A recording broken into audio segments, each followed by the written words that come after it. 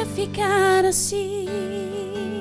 Se você tem o sangue de Jesus,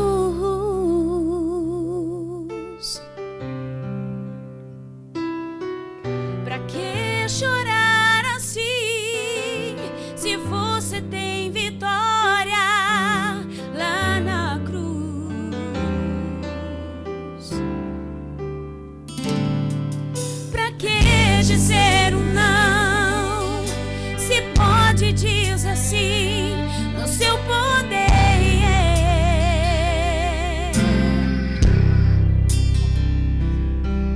Não olhe para trás, olhando nele você vai vencer.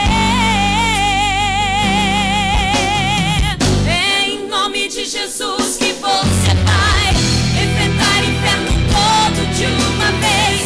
Você é projeto santo do Senhor, a vitória na sua vida, diga amém. E em nome de Jesus vai prosseguir, para inferno luta e vence com poder. Sinta agora a unção de Deus fluir. Deus entrega hoje a bênção pra você. Oh, oh, oh, oh.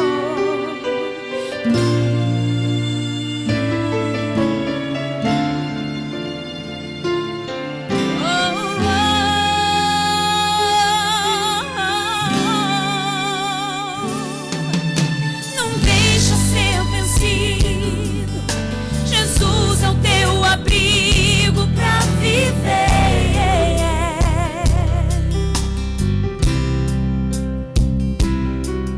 Derrota não é de Deus, pois ele só venceu, nunca perdeu.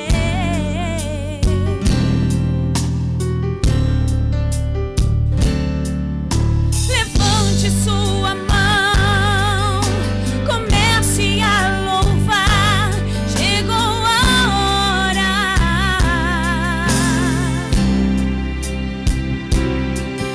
Enquanto vou cantar, Jesus vai te tocar, vai ser agora. É em nome de Jesus que você vai enfrentar inferno todo de uma vez. Você é projeto santo do Senhor, a vitória na tua vida, diga amém. E em nome de Jesus vai prosseguir, para inferno luta e vence com poder. Sinta agora a unção de Deus fluir. Deus entrega hoje a bênção pra você. Aleluia, Jesus. É em nome de Jesus que você vai de uma vez. Você é projeto santo do Senhor, a vitória na sua vida, diga amém. Vai subir com poder. Sinta agora a unção de Deus fluir. Hoje tem vitória pra você. Hoje tem vitória pra você. Hoje tem vitória pra você.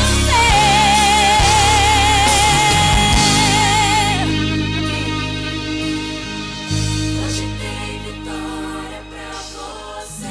Aleluia, louvado seja o nome do Senhor, amém? Hoje tem vitória para você, amém? Vamos receber o pastor Marcos Antônio, amém?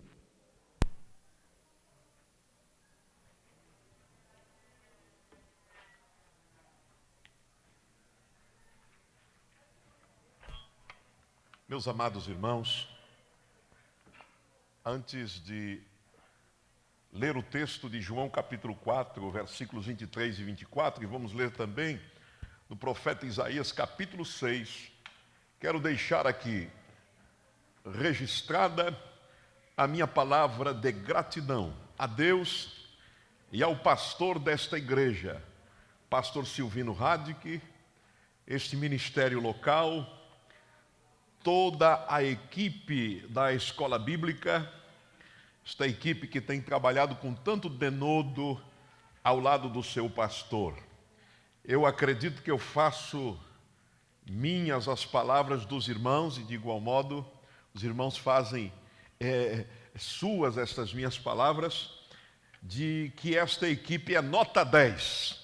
Nota 10.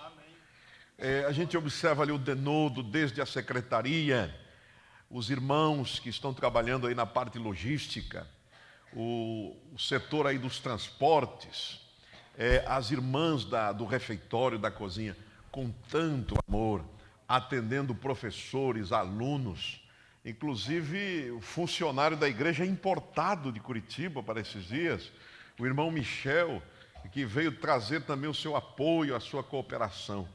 Todos os amados irmãos, que Deus os abençoe em Cristo Jesus. Em Cristo Jesus. A recompensa vem dele, o galardão é certo e vem do Senhor. Diz a Bíblia em Apocalipse 22:12, eis que cedo venho, o meu galardão está comigo para dar a cada um segundo a sua obra. Pastor Silvino é uma pessoa querida, é uma pessoa amável, e eu o conheço há aproximadamente uns 30 anos, não é? Não sou tão velho quanto pareço, não é? Mas há mais ou menos 30 anos o conheço, desde o meu período de adolescência, e ele tem sido sempre esta pessoa amável. Eu costumo dizer, irmãos, quando penso no pastor Silvino, desde que eu conheço, ele nunca viveu para ele, sempre viveu para o próximo, sempre viveu para a igreja, desde os dias em que trabalhava lá mesmo em Pinda, não é? Atendendo por muito tempo o missionário Orlando Boyer, que maravilha, isso tudo está registrado lá no céu. E em Curitiba fazendo um trabalho de ação social maravilhosíssimo, cuidando do lar Gideão, das crianças, do orfanato, correndo de um lado para o outro. Eu me lembro uma vez que nós ficamos atolados num barro tremendo, fomos buscar alguns sacos de batata para uma festa de jovens, e nós fomos buscar as batatas que o próprio lar estava doando, não é? Que ele dirigia. Fui lá buscar as batatas para fazer a maionese da festa e ficamos atolados lá, mas o Senhor nos resgatou com mão forte. Glória a Deus. Então, histórias assim, né, maravilhosas que vêm na mente da gente. Vamos ler então, meus irmãos. Glória a Deus. João capítulo 4, versículos 23 e 24 diz: mas a hora vem, e agora é, em que os verdadeiros adoradores adorarão o Pai em espírito e em verdade, porque o Pai procura tais que assim o adorem. Deus é espírito, e importa que os que o adorem em espírito e em verdade. Glória a Deus. Livro do profeta Isaías, capítulo 6. Vamos ler os 3 primeiros versículos. No ano em que morreu o rei Uzias, eu vi ao Senhor assentado sobre um alto e sublime trono, e o seu séquito enchia o templo. Os serafins estavam acima dele, cada um tinha 6 asas, com 2 cobriam o rosto, e com 2 cobriam os pés, e com 2 voavam, e clamavam uns para os outros, dizendo: Santo, Santo, Santo é o Senhor dos exércitos, toda a terra está cheia da sua glória. Meus amados irmãos, anjo, não temos registro na Bíblia de um anjo exercendo o ministério da oração. Mas interessante, anjo não ora, mas temos textos e mais textos de que os anjos adoram. Eu não tenho dúvida que após uma missão na terra, o anjo retorna ao céu rapidamente e retorna para fazer o quê? Retorna para adorar diante do trono do Senhor, dizendo: Santo, santo, santo é o Senhor Deus dos exércitos. Lá estão as miríades angelicais cantando: digno é o Cordeiro, porque foste morto, com o teu sangue compraste para Deus homens de todo povo, tribo, língua e nação. Eles estão adorando ao Senhor. Naquele quadro que se apresenta em Apocalipse capítulo 4, dos 24 anciãos, eu aceito mais a interpretação de que são seres angelicais. Existem teólogos que dizem que ali está representada os santos do Antigo, do Novo Testamento, mas a priori eu creio que são de fato seres angelicais que ali estão. E diz a Bíblia que retiram as coroas de suas cabeças, depositam aos pés daquele que está sentado no trono, que é Jesus, mas daqui a pouco apanham outra vez. Mas daqui a pouco também tiram a coroa outra vez, e assim sucessivamente. Fico pensando nesta cena de Apocalipse capítulo 4 com esses seres angelicais. Eles olham para o trono e observam que Jesus Cristo, que é Rei dos reis e Senhor dos senhores, e que é e está coroado de glória e de honra, conforme lemos em Hebreus capítulo 2, versículo 9, que ele está de fato coroado de glória e de honra. E ao notarem a coroa tão esplendente e maravilhosa na cabeça de Jesus, concluem: vamos tirar a nossa coroa, porque o coroado aqui é ele, não é? E diante dele nós tiramos as nossas. Neste texto de Isaías capítulo de número 6, nós aprendemos aqui quantas vezes já ouvimos, quer seja em ensinos, pregações, escola dominical, escolas bíblicas, estas lições que eu repito aos amados irmãos mais uma vez, mas queremos aqui tirar algumas outras lições. Versículo 2 diz que os serafins com duas cobriam a face. Obviamente que alguém diz: não, tem asa, não tem asa, mas aqui diz que tem. Obviamente que para nos dar lições, quando a Bíblia fala de que um anjo com asas, neste caso, está falando da velocidade desse anjo, da rapidez desse anjo no seu deslocamento de uma parte para outra, não é? Com duas cobriam a face. Lições também. Quem adora a Deus jamais quer aparecer. Amém, meus irmãos? Porque há pessoas que vivem numa eterna glorificação pessoal, glorifica-se a si próprio, e glorificado seja eu, não é? Eu, e se sobrar mais um espaçozinho, eu, para fechar o espaço, eu sempre. Mas quem adora ao Senhor não deseja aparecer. Tem um coração humilde.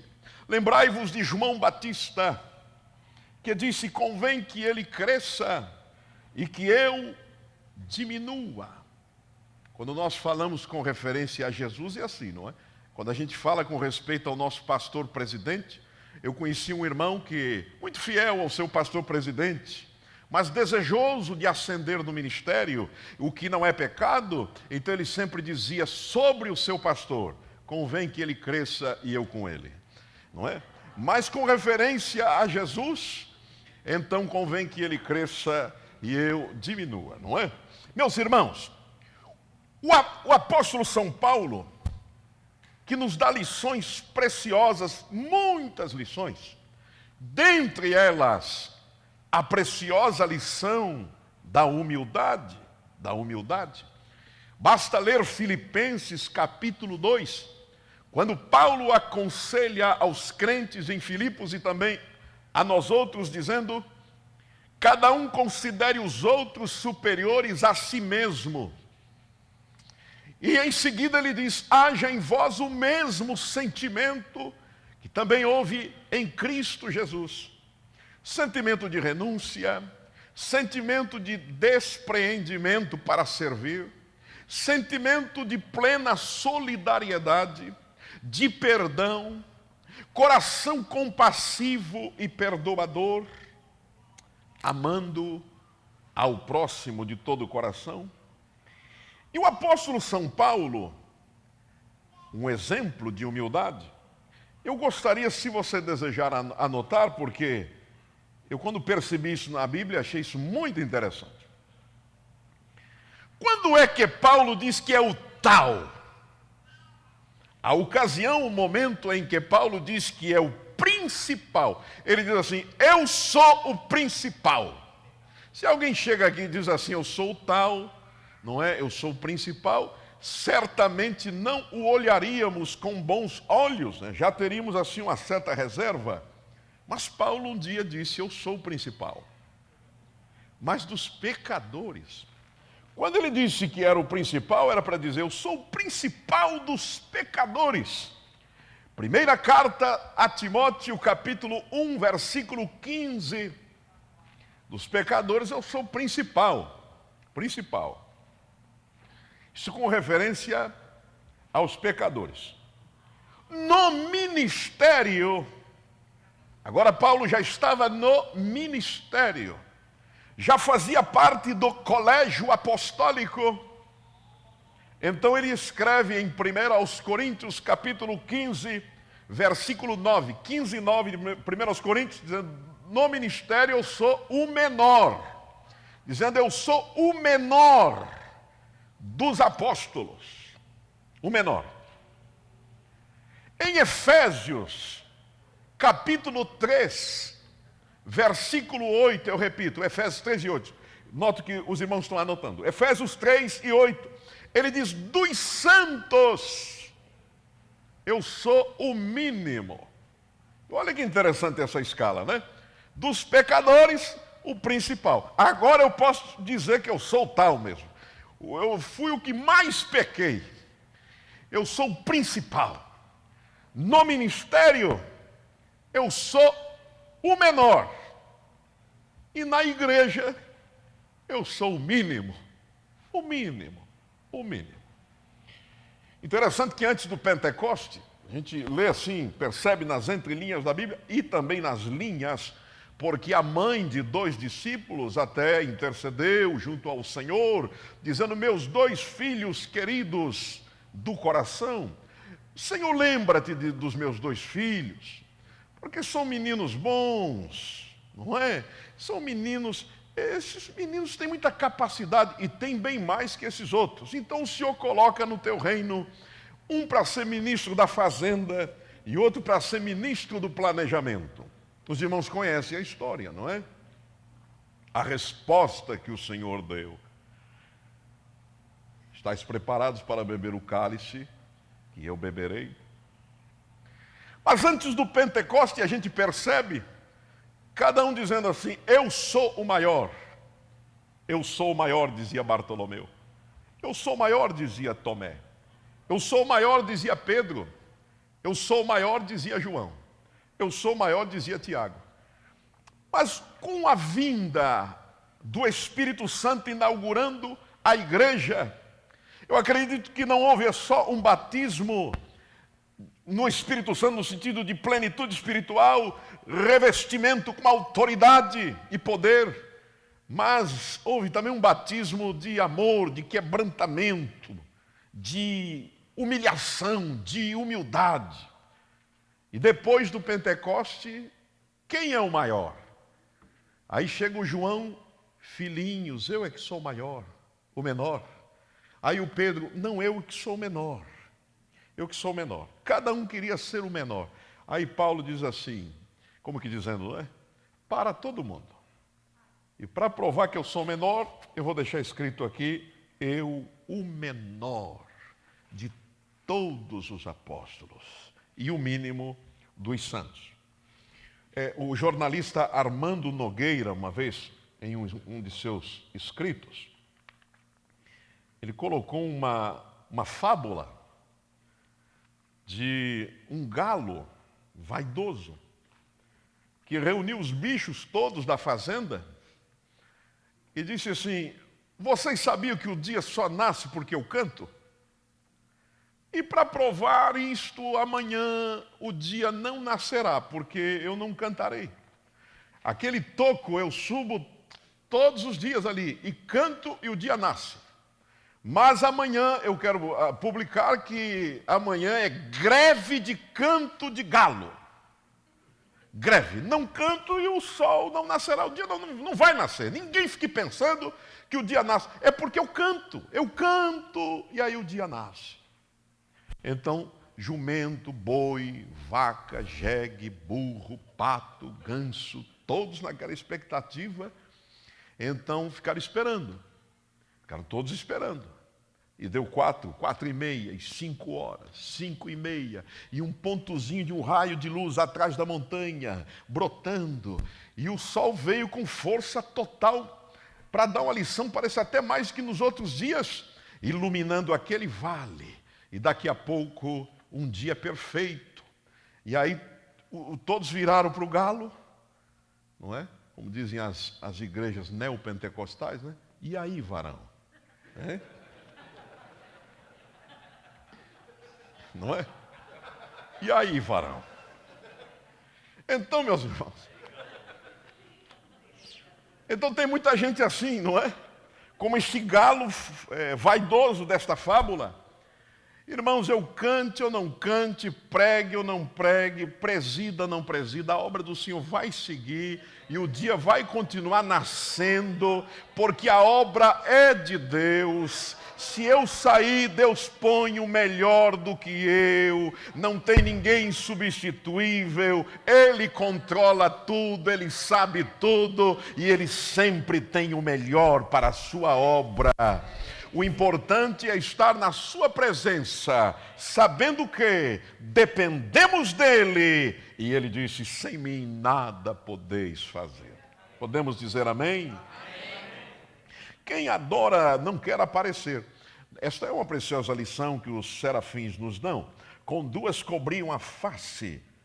Quando Jesus disse, vós sois o sal da terra, quantas mensagens, estudos temos recebido ao longo dos anos sobre o sal, preservação, sabor, equilíbrio, temperança e por aí vai. Mas eu descubro também que o sal ele dá uma lição de humildade também, não é? E eu nunca vi alguém que foi almoçar, sendo convidado, ou mesmo num restaurante, tenha elogiado o cozinheiro ou a cozinheira. Eu gostaria de falar com o cozinheiro, com a cozinheira. Esse prato é precioso, este sal, mas que delícia esse sal. Eu nunca vi ninguém a elogiar o sal, se ignora o sal. Mas quando ele falta, 20 anos de casado, mulher, ainda você não aprendeu a pôr sal nessa comida, mulher? Né? Então, quando ele não está presente, sente-se a sua falta. Eu me lembro uma vez, minha esposa pediu-me para comprar 1 quilo de sal em um mercado lá perto de casa. Interessante que eu nunca vi até hoje, irmãos, sal ali na frente em promoção. Promoção do dia, sal, não é? Promoção do dia, principal. Não, e eu rodei o mercado e não achava, ele está sempre, parece que escondido, não é? Sempre ali embaixo, ali numa prateleira, o sal sempre, eu lutei para achar o sal, mas descobri onde ele estava. Ninguém fica sem ele. Meus irmãos, versículo 2, com duas cobriam os pés. Que lição sublime da reverência. Meus irmãos, eu penso que quando nos convertemos ao Senhor, nossos primeiros dias de fé, éramos mais reverentes. Com o passar dos tempos, nós passamos a conviver com o sagrado e de maneira habitual, de maneira rotineira. Isto é perigoso, porque podemos correr o risco de banalizar o sagrado, banalizar o divino.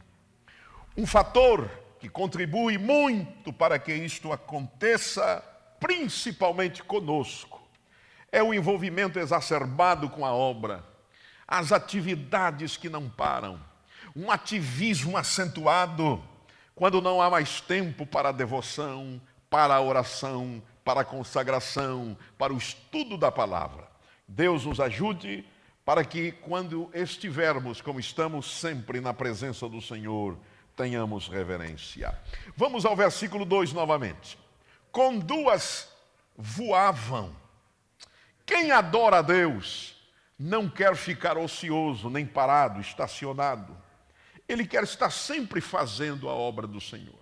Tinha um amigo meu que logo que foi batizado com o Espírito Santo, ele foi evangelizar no seu bairro. Imagine só. Eu até disse para ele, você poderia levar uma sova, uma tunda. Ele disse, não levei sova não. Deus me guardou. Ele chegou, tinha um campo de futebol lá da várzea, né? Lá no seu bairro. E bola vem, bola vai. Ele entrou lá no meio do campo e levantou a mão e disse: atenção! Aí o juiz apitou, que um doido aí. E ele disse assim: Jesus ama vocês. E há uma palavra de Deus. E pregou e disse: a minha igreja é aí do lado. Aí ele orou, fez uma oração. E tinha dois ali que eram filhos de crentes, estavam afastados do caminho do Senhor. Depois do jogo, disseram: nós vamos à igreja. Foram depois e reconciliaram com Deus. Falei, então deu fruto. Glória a Deus. Romanos 12, verso 11. Não sejais vagarosos no cuidado, mas sede fervorosos no espírito, servindo ao Senhor. Que Deus em Cristo nos abençoe, vos abençoe, hoje e sempre, meus amados irmãos. Que Deus abençoe a cada um. Esta matéria, este assunto, apresentado assim de uma forma tão singela, com poucos recursos, os irmãos nos perdoem as nossas limitações, se alguma coisa aqui não ficou dentro, saiu fora, não passou no crivo da tua arguta teologia, me perdoe. O importante, irmãos, no convite que o Senhor nos faz neste assunto, é de sermos adoradores de verdade. Adorar o Pai em espírito e em verdade. Que Deus os abençoe. Fica aqui o meu abraço de gratidão ao pastor Silvino, a todos os irmãos. Nós estamos ali em Newark, na Assembleia de Deus Shekinah, estamos ali, e minha casa está na 45 da Poynter Street, em Newark, número 45 da Poynter Street, ali quase na cabeceira da pista do aeroporto, viu? E mi casa é su casa.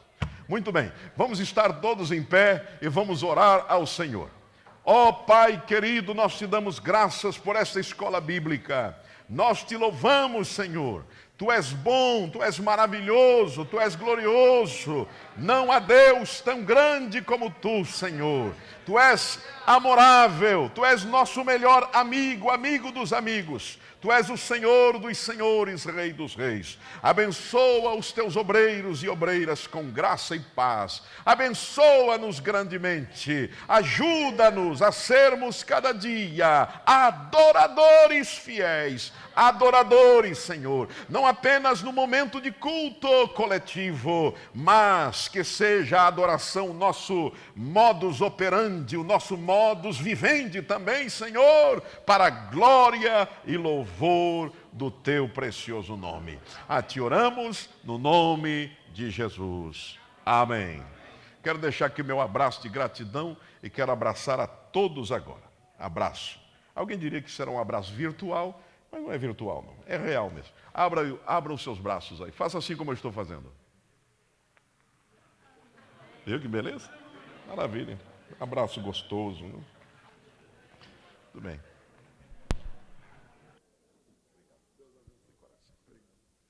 Quantos querem agradecer pela presença, pela aula?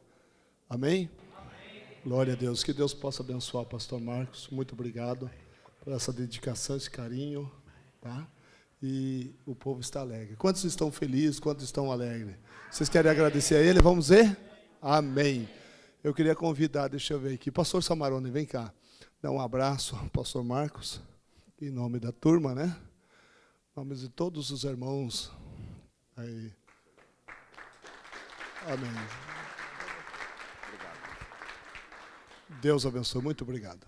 Amém? Vamos receber então o pastor Abraão de Almeida. Aleluia.